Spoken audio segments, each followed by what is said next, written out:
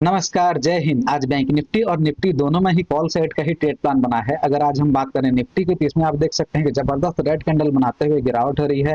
नीचे psychological level भी मौजूद है और इतनी अच्छी गिरावट होने के बाद भी हमें कैसे पता चला कि आज मार्केट अप साइड जा सकता है, यानी कि आज कॉल साइड का ट्रेड प्लान बनेगा।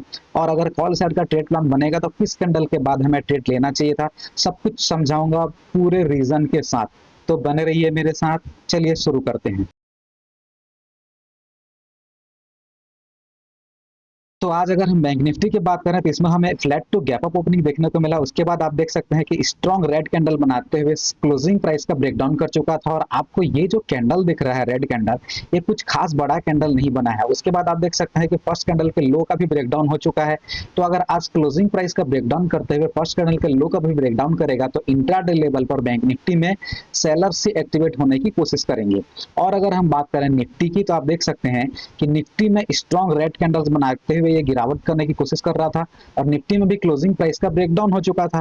तो अगर क्लोजिंग प्राइस का ब्रेकडाउन करते हुए अच्छे रेड कैंडल्स बनाते हुए मार्केट नीचे गिरेगा और ऊपर से आप देख सकते हैं कि नीचे की ओर साइकोलॉजिकल लेवल भी मौजूद था 25,000 का, तो सभी को लगेगा कि आज मार्केट में अच्छी गिरावट होने ही वाली है। और ऊपर से अगर हम पिछले दिन के चार्ट को देखें तो आप देख सकते हैं कि पिछले दिन भी निफ्टी और बैंक निफ्टी दोनों में ही जबरदस्त गिरावट हुई थी। तो अगर पिछले दिन इतनी अच्छी गिरावट हुई थी और आज भी अगर मार्केट में इस तरह से रेड कैंडल बनाते हुए मार्केट गिरने की कोशिश करेगा तो सभी को लगेगा कि आज मार्केट गिरने वाला है। तो इसीलिए आज निफ्टी में भी क्लोजिंग प्राइस का ब्रेकडाउन देखते हुए और इतने अच्छे रेड कैंडल्स को देखते हुए सेलर्स से एक्टिवेट होने की कोशिश करेंगे।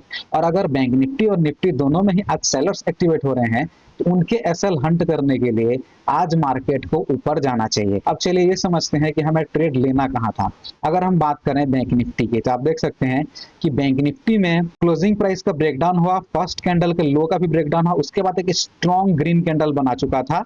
अगर ये बड़ा सा रेड कैंडल बनाता, एकदम बड़ा स्ट्रॉन्ग रेड कैंडल बनाता, लगभग 150 पॉइंट से ऊपर का रेड कैंडल बनाता, तब हम थोड़ा बहुत और वेट कर सकते थे मल्टीपल एसएल क्रिएशन का और उसके बाद मार्केट अप साइड जा सकता था। लेकिन ये जो कैंडल्स बने हुए यहाँ पे, ये जो रेड कैंडल्स बने हुए हैं, ये कुछ खास बड़े कैंडल नहीं बने हैं बैंक निफ्टी के हिसाब से।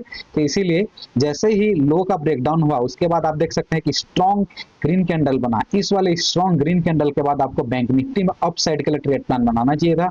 और बैंक निफ्टी ने ज्यादा टाइम नहीं लगाया और इस वाले कैंडल में आपको टारगेट का लगभग 1.5 गुना के आसपास मिला हुआ है। और अगर हम बात करें निफ्टी की तो आप देख सकते हैं कि निफ्टी में अगर हम देखें तो निफ्टी में आप देख सकते हैं क्लोजिंग प्राइस के ऊपर से लगातार गिरावट करने की कोशिश कर रहा था मार्केट। उसके बाद आप देख सकते हैं कि यहाँ पर ग्रीन कैंडल्स तो बना चुके थे, लेकिन इस वाले ग्रीन कैंडल के बाद अप साइड के लिए ट्रेड प्लान नहीं बनाया जा सकता। उसका रीजन ये है क्योंकि आप देख सकते हैं कि इसमें ये जो रेड कैंडल्स बने हुए हैं ये बड़े ही स्ट्रॉन्ग रेड कैंडल्स बना रहा है मार्केट।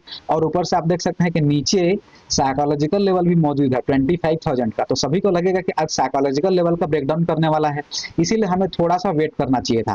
बैंक निफ्टी में तो कंफर्मेशन मिल रहा था कि बैंक निफ्टी ऊपर जा सकता है और अगर बैंक निफ्टी ऊपर जाएगा तो वो निफ्टी को भी अपने साथ ऊपर खींच लेगा। इसीलिए हमें थोड़ा सा वेट करना चाहिए था इन स्ट्रॉन्ग कैंडल्स को देखते हुए। अब जैसे ही मार्केट और बहुत नीचे आ गया, आप देख सकते हैं इसके बाद आप देख सकते हैं यहाँ कुछ ग्रीन कैंडल्स तो बनाया और इन ग्रीन कैंडल्स के बाद देख सकते हैं कि निफ्टी और थोड़ा बहुत नीचे आने लगा।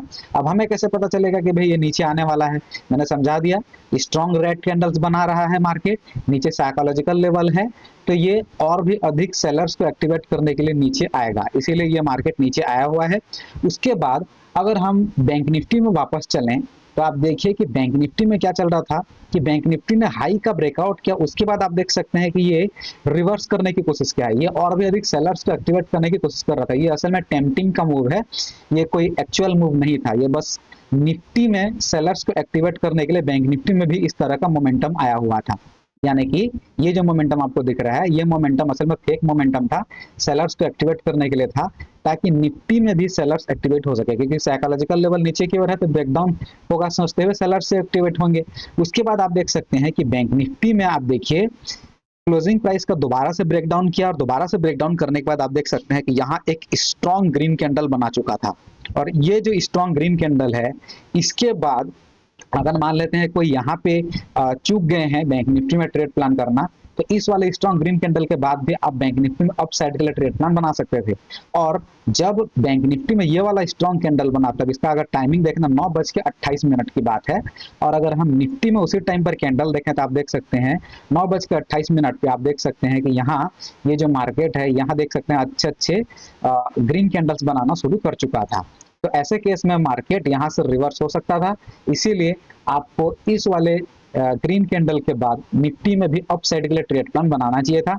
हालांकि निफ्टी ने ज्यादा लेट नहीं लगाया, निफ्टी ने भी यहीं कहीं ही टारगेट दे दिया।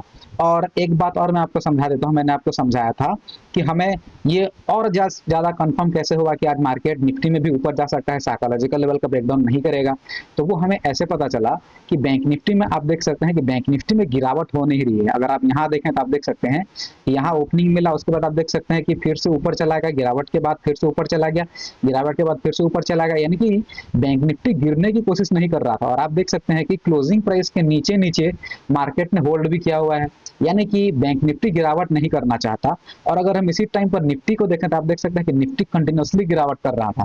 तो मैंने आपको पिछले किसी एक वीडियो में समझाया था कि अगर कोई एक इंडेक्स लगातार गिरावट करता रहे और दूसरा इंडेक्स अगर होल्ड कर जाए, यानी कि कोई एक इंडेक्स अगर कंटिन्यूअसली गिर रहा हो और दूसरा इंडेक्स अगर होल्ड करने लगे, तो ऐसे केस में दोनों ही इंडेक्स रिवर्स हो जाते हैं। तो मैंने आपको ये लॉ समझाया था, ये रूल समझाया था। तो उस रूल के हिसाब से भी ये कंफर्म हो रहा था कि आज निफ्टी ऊपर जाएगा, क्योंकि निफ्टी कंटिन्यूअसली गिर रहा है।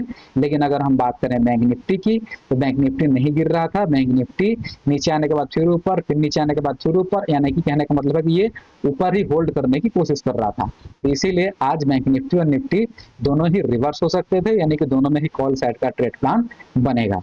अगर आपको ऐसा लैंडिंग सीखना है, then stay connected with me. Like, share और सब्सक्राइब करना बिल्कुल मत भूलिएगा। बेल आइकन प्रेस कर दीजिएगा ताकि आपको सारे अपडेट्स लगातार मिलते रहें। मिलते हैं किसी और वीडियो में। Thank you very much. Vande Mataram.